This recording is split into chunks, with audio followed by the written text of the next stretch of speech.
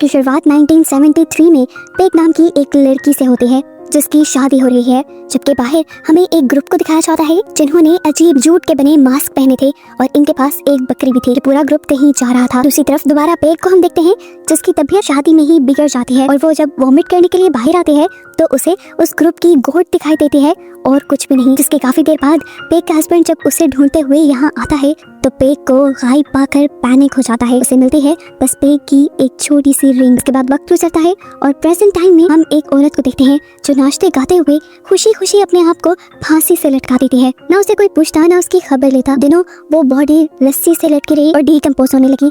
रस्सी टूट कर नीचे गिर गई तो स्मेल से यहाँ के लोगों को उसके मरने का पता चलता है और सर्विस बॉयज आकर उसे ले जाते हैं। इस औरत की मौत के बारे में इसकी बेटी शू को बताया गया जो अपनी मॉम की मौत का सुनकर बहुत ज्यादा हिल गई और अपनी वाइफ मिला को लेकर उनके अपार्टमेंट में रहने आ गई। घर के अंदर जीसस की पिक्चर और क्रॉस को देखकर शू बहुत ही ज्यादा पैनिक कर जाती है। उसकी हालत खराब होने लगती है जिसे मिला संभालती है। जिसके बाद शू घर पे नहीं रुकती और बाहर आकर सिगरेट पीने लग जाती है। तभी उसे एक मैसेज मिलता है। ये उसकी नर्सिंग होम कंपनी का मैसेज था जो उसे ओल्ड लेडी के घर भेजना चाह रहे थे जिनको भूलने की बीमारी के साथ साथ कई और बीमारियां भी थी। अगले दिन शू उस घर के लिए निकल जाती है। बस स्टॉप पे पहुंचने पर शू ड्राइवर से ही इस एड्रेस के बारे में पूछती है पर ड्राइवर को कुछ नहीं पता था। उसने पीछे वाले आदमी से हेल्प मांगी तो वो बूढ़ा आदमी शू को वार्न करने लगा कि वहाँ मत जाओ। पर शू का इरादा पक्का देखकर उसने आखिर उस औरत का एड्रेस बता भी दिया। घर के करीब आने पर उसे एक बच्चा दिखता है जिसके पास एक छोटी सी गोट थी और वो शू को बहुत अजीब नजरों से घूर रहा था, इसीलिए शू को वो सब अजीब भी लगा। खैर अब वो दरवाजा नॉक करती है तो बूढ़ी लेडी दरवाजा खोलने के लिए आती है, लेकिन यहाँ आते ही उसका यूरिन आ जाता है और वो लेडी वहाँ से भागकर छुप जाती है, ऐसे जैसे उसे शू से शर्म आ गई हो। शू भी समझ गई थी कि इस लेडी की हालत काफी ज्यादा खराब है। मजबूरन उसे शीशा तोड़कर लॉक खोलना पड़ा। उसने नोटिस किया कि ये लेडी शू से छुपने की कोशिश कर रही है और लेडी को ढूंढते हुए उसे एक अजीब रेड कलर का दरवाजा नजर आता है जिस पर घोड़े की नाल भी लटकी हुई थी। शू उसे देखती रह गई। उसके जहन में यही चीजें चल रही थी कि घोड़े की नाल कहीं से भी नेगेटिव एनर्जीज को दूर कर देती है। अभी वो यही सोच रही थी तो उसे फील हुआ कि कोई उसके पीछे से गुजर गया।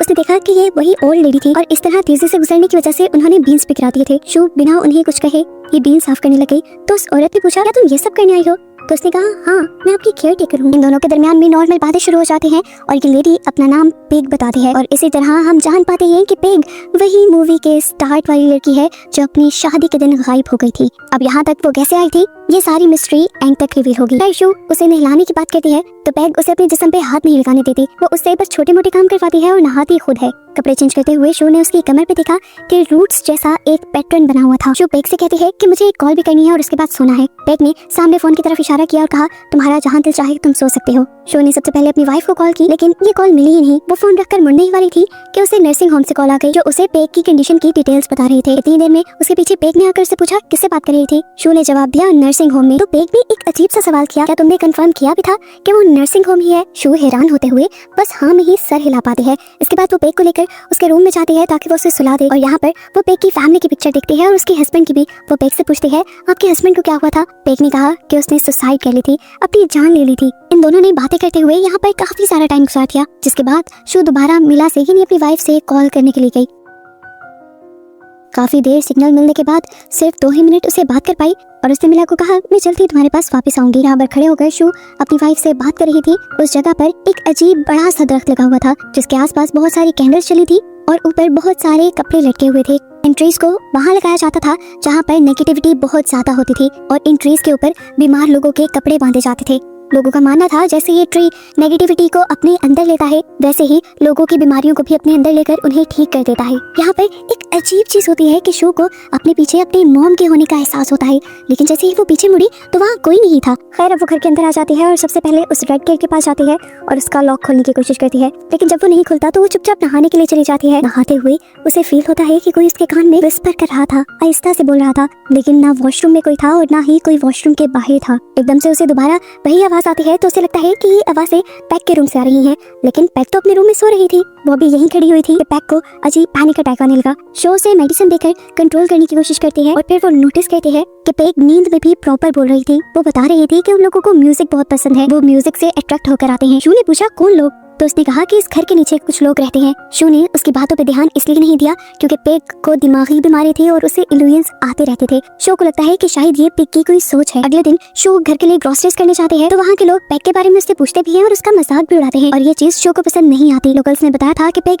किसी के भी साथ ठीक से नहीं सलूक करती थी। वापस आते हुए शो को एक लड़की कंपनी देती है जिसने उसे बताया कि पेग काफी साल मेंटल असाइलम में रहकर आई है। रात होने पर दोबारा शो उसी लाल रूम में जाने का फैसला करती है और इस मर्तबा वो दरवाजा खुल भी जाता है। अंदर जाने पर वो मास्क पहने अजीब से लोगों को देखती है और साथ ही उसे बाथटब में अपनी मरी हुई मॉम भी नजर आती है। शो जल्दी से करीब जाकर अपनी मॉम का हैंड पकड़ लेती है और तभी उसकी मॉम की आंखें खुल जाती हैं। शो डर से चिल्लाने लगती है और हम देखते हैं कि मिला यानी उसकी वाइफ यहाँ उसे देखकर हंस रही थी और तभी उसकी आंख खुल गई और हमें पता चला कि ये सब उसका एक डरावना ख्वाब था। ख्वाब से उठने के बाद वो पेग को चेक करने के लिए जाती है जो आराम से सो रही थी, लेकिन शो के कमरे में आते ही वो अजीबोगरीब बातें बोलने लगी कि अगर शो ने अपना ध्यान नहीं रखा तो वो पेग के साथ साथ शो को भी ले जाएंगे। शो ने बीमारी की वजह से इस मर्तबा भी पेग की बातों पर ध्यान नहीं दिया, लेकिन पेग ने बताया नहीं वो एक कल्ट के लोग हैं, वो तुम्हें ले जाएंगे, वो मुझे भी ले गए थे। अब वो अपनी शादी वाले दिन की बात बताती है जब वो गायब हो गई थी। असल में पेग को उस कल्ट के मेंबर ही शादी वाले दिन गायब करके ले गए थे और जब ये बात उसके हस्बैंड को पता चली तो उसके हस्बैंड ने उस कल्ट के लोगों से डील करने की कोशिश की। पेग ने बताया कि जब मेरे हस्बैंड ने डील कर ली तो उस कल्ट के लोगों ने मेरे कमर पर कुछ अजीबोगरीब निशान बना दिए। शो ने बोला मुझे लगता था कि ये निशान आपके हस्बैंड के टॉर्चर की वजह से हैं, लेकिन पेग ने बताया नहीं वो अच्छे थे। पेग ने पूछा क्या तुम्हें पनिशमेंट के बारे में पता है? तो शो ने यहाँ अपने हाथ दिखाए और बताया कि मेरी मॉम मुझे प्रेयर करने के लिए बहुत टॉर्चर करती थी, अगर मैं कुछ भी गलत करती थी तो मुझे जला देती थी। पेग पूछती है अब तुम्हारी मॉम कहाँ है? तो वो बताती है कि उन्होंने अपने आप को फांसी दी थी। शो के गम को फील करते हुए पेग उसे अपने साथ सोने को कहती है। सुबह होने पर अब शो को सारी बातों का पता चलाना था कि आखिर उस बेसमेंट में था क्या। उसने बेसमेंट की चाबी ढूंढकर उस रेड डोर को खोल लिया। नीचे गई तो वहाँ ज्यादा कुछ नहीं था, एक स्टोर रूम ही था जहाँ उसे एक एल्बम मिला जो पेग की शादी का था। उसमें पेग के साथ पेग के हस्बैंड भी थे और इसी एल्बम में बहुत सी न्यूज़पेपर की कटिंग्स भी लगी हुई थी जिसमें साफ साफ लिखा था कि पेग अपनी शादी के दिन गायब हो गई थी और जब वो वापस लौटी तो फौरन ही उसके हस्बैंड की डेथ हो गई। लोगों का मानना था कि उसके हस्बैंड की जान पेग ने खुद ली होगी, इसीलिए उसे मेंटल असाइलम भी काफी साल रहना पड़ा। अपनी सारी चीजें पढ़ते हुए अचानक स्टोर की लाइट भी फ्लिकर होने लगी थी और वो जब डर कर यहाँ से बाहर निकलने की कोशिश करती है तो सामने का दरवाजा भी बंद हो जाता है और उसे अपने पीछे अपनी मॉम की प्रेजेंस फील होती है। डर कर वो चिल्लाने लगती है और साथ ही साथ दरवाजा खोलने की कोशिश भी करती रहती है। आखिर एंड पर दरवाजा खुल जाता है और वो बाहर आ जाते हैं। अगले दिन हमें दिखाया जाता है कि इस घर में वही बच्चा आया था जिसे शो पहले देख चुकी थी अपनी गोट के साथ। वो लड़का शो से पूछता है क्या मेरी गोट को तुमने कहीं देखा है? शो उसे ना में जवाब देती है तो वो उदास होकर चला जाता है। आज ही उसके लिए एक पार्सल भी आया था जिसमें उसकी मॉम की कुछ चीजें थी जिन्हें देखकर वो पैनिक करने लगी क्योंकि उसकी मॉम के साथ उसका रिलेशन इतना अच्छा नहीं था कि वो उनकी चीजों को देखकर इमोशनल होती। वो तो ट्रॉमाटाइज हो गई। इस पार्सल में वही कपड़े थे जो बार बार शो को अपने ख्वाब में पहनी अपनी मॉम दिखाई देती थी। शो ने डरकर इन कपड़ों को फर्नेस में रखकर जला दिया। इस पार्सल को भेजने की वजह से मिला और शो के दरमियान में अच्छी खासी लड़ाई भी हो गई। आज के इस हादसे की वजह से शो को लगने लगा था कि वो भी पेग की तरह एक्स्ट्रा मेंटल स्ट्रेस की वजह से बीमार होती जा रही है, इसीलिए उसने स्टोर से जाकर पेग की ही डिस्क्रिप्शन दिखाकर अपने लिए कुछ मेडिसिन ली ताकि उसकी मेंटल हालत ठीक रहे। जब वो घर आई तो उसने देखा कि नर्सिंग सेंटर से कोई उसकी इंस्पेक्शन के लिए आया हुआ था और पेग उसे भगा रही थी क्योंकि वो लड़की पेग को अपने लिए खतरा लग रही थी, लेकिन शो ने उसे अंदर बुलाया। पेग दरवाजा नहीं खोल रही थी तो शो स्पेयर चाबी लेने के लिए गई और पीछे से हमने देखा कि वो लड़की वाकई ही अजीब थी। वो दरवाजे के साथ चिपक कर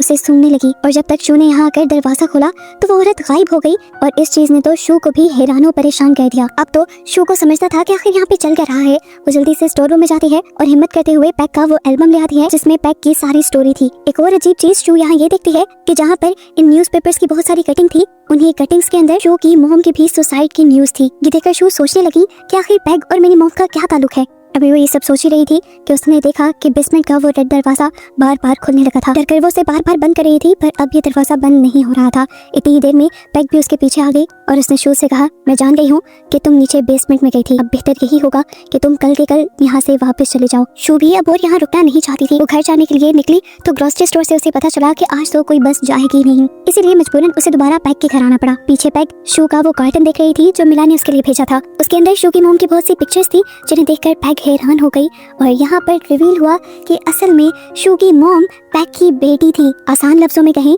तो शो पेग की ग्रैंड डॉटर थी।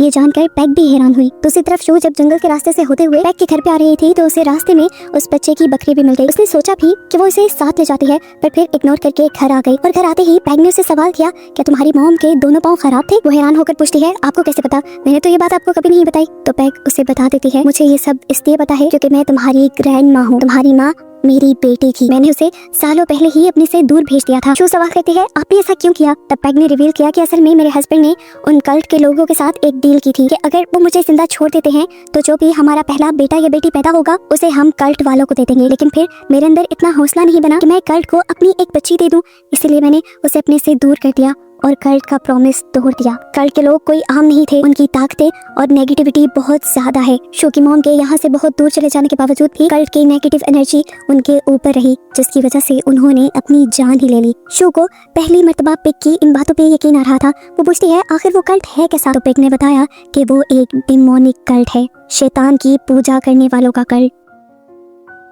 इनकी बातों के दौरान अब इनके घर का दरवाजा नॉक होता है और शू जब देखने जाती है तो ये वही लेडी थी जो पहले भी इनके घर आकर गायब हुई थी। शू ने दरवाजा जब नहीं खोला तो वो लेडी अजीब से अंदाज में विस्पर करने लगी कि मैं तुम्हें काट दूंगी, मैं तुम्हें काट दूंगी। उसकी हरकत से शू को समझ आ गया था कि ये औरत भी कल्ट की ही मेंबर है। घबराई हुई शू जब अंदर आई तो उसने जाकर देखा कि पेग यानी उसकी ग्रैंड माँ अब उस बेसमेंट के दरवाजे पे खड़ी थी और वहाँ जाकर वो गाना गाने लगी। शू ने पूछा, आप ये क्या कर रही हैं? तो पेग ने बताया कि मैं उन लोगों को बुला रही हूँ। कहते ही बेसमेंट का दरवाजा बंद हो जाता है। शू ने इसे खोलने की भी काफी कोशिश की लेकिन वो दरवाजा नहीं खुला और जब काफी टाइम बाद वो दरवाजा खुला तो उसमें से पेग जख्मी हालत में बाहर निकली। पेग ने शू को बताया कि मेरे वादा तोड़ने की वजह से अब वो तुम्हें लेकर जाना चाहते थे, लेकिन मैं तुम्हारी जान गंवाना नहीं चाहती थी, इसलिए तुम्हारी जगह मैंने अपना सेक्रीफाइस, अपनी बलि देने का फैसला किया। लेकिन उन लोगों ने मुझे अब एक्सेप्ट नहीं किया, वो अब तुम्हारी ही बलि चाहते हैं क्योंकि तुम मेरी वारिस हो और मेरे हस्बैंड की डील के मुताबिक मुझे मेरी बेटी या वारिस को ही उन कल्ट को देना था। शू बहुत ज्यादा डर गई थी, पैनिक हो गई थी। पेग की हालत को देखते हुए वो फैसला करती है कि बाहर से किसी को मदद के लिए बुलाकर लाई थी,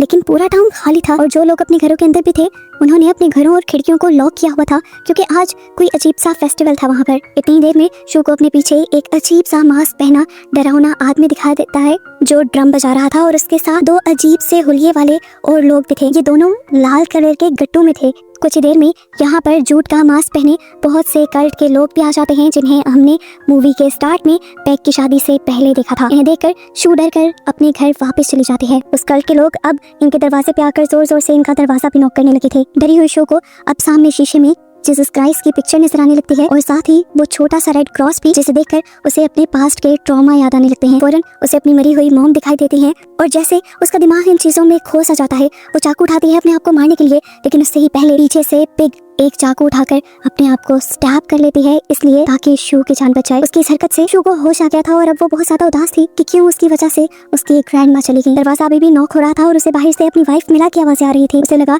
कि कल्ट के लोग उसे मैनिपुलेट करने की कोशिश कर रहे हैं, इसलिए उसने दरवाजा नहीं खोला और जब वो सारी आवाजें बंद हो गई तो घंटों बाद उसने जाकर दरवाजा खोला तो उसने देखा कि उसकी वाइफ की रिंग उसके स्टेयर केस पे थी, यानी सच में उसकी वाइफ यहाँ आई थी और उसकी रिंग यहाँ पर देखकर वो समझ गई कि जरूर ये लोग उसकी वाइफ मिला को यहाँ से ले गए हैं। जब वो कल्ट के लोग किसी लेडी को यहाँ से लेकर जाते हैं तो उसकी रिंग यहीं छोड़ देते हैं। अब वो हार नहीं मान सकती थी अपनी वाइफ के लिए, उसने उस कल्ट के लोगों का सामना करने का फैसला किया। इस मरतबा वो घर के अंदर गई तो उसे एक वेडिंग ड्रेस दिखा जिसे उसने पहन लिया और अपनी वेडिंग रिंग उतार दी।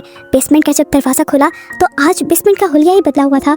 वहाँ पे कोई स्टोर रूम नहीं बल्कि एक अलग ही दुनिया थी। ये कोई दूसरी दुनिया लग रही थी। यहाँ के लोग उसके यहाँ आते ही पहले उसके सर पे क्राउन पहना देते हैं और फिर उसके सामने एक अजीब बकरी के सींगों वाला आदमी आता है। यही वो डीमन था जिसकी ये कल्ट पूजा किया करते थे। इस डीमन को देखते ही शू की आंखों से खून बहने लगता है। अगले ही सीन में हम मिला को यानी शू की वाइफ को उस रेड डोर के बाहर बैठा हुआ देखते हैं जो रो रो कर गिड़गिड़ा कर अपनी वाइफ को वापस मांग रही थी। मतलब कि कल्ट वालों ने मिला को किडनैप नहीं किया था, सिर्फ अपने शिकार यानी शू को पकड़ने के लिए ही ये सारा ड्रामा कल्ट वालों ने रचा था। और बस यही सब दिखाते हुए ये मूवी यहाँ खत्म हो जाती है।